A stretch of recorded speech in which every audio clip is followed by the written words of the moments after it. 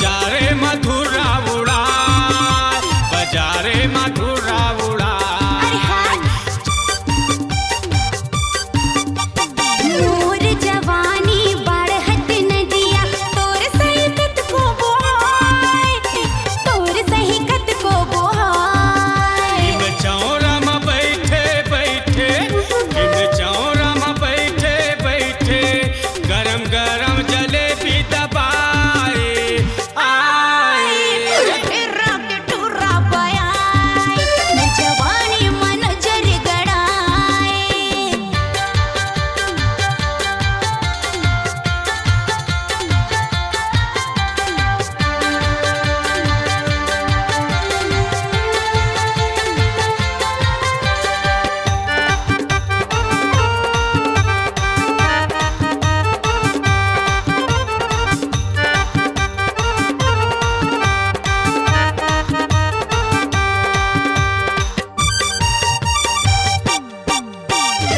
मिर्ची बाजार मारे थे गरम, मिर्ची भजिया नहीं लराम, मिर्ची भजिया नहीं लराम। अरे चल चल निकल ले।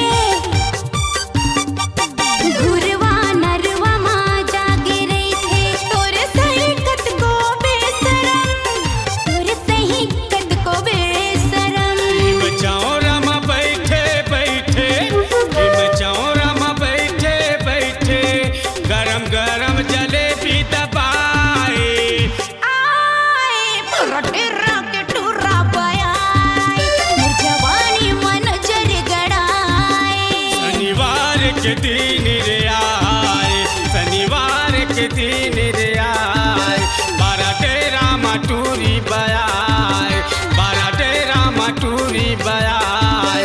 हिम चौरा में बैठे बैठे, हिम चौरा में बैठे बैठे, धर्मचंद लटूरी पटाए आए ठुर्रा के ठुर्रा बयाय, मोर जवानी मन जर गड़ाए। शनिवार के दिन रे आए, बारा डेरा मटूरी बयाए। ला ला ला ला ला ला ला ला ला ला, टुरुरुरुरुरुरुरुरुरु।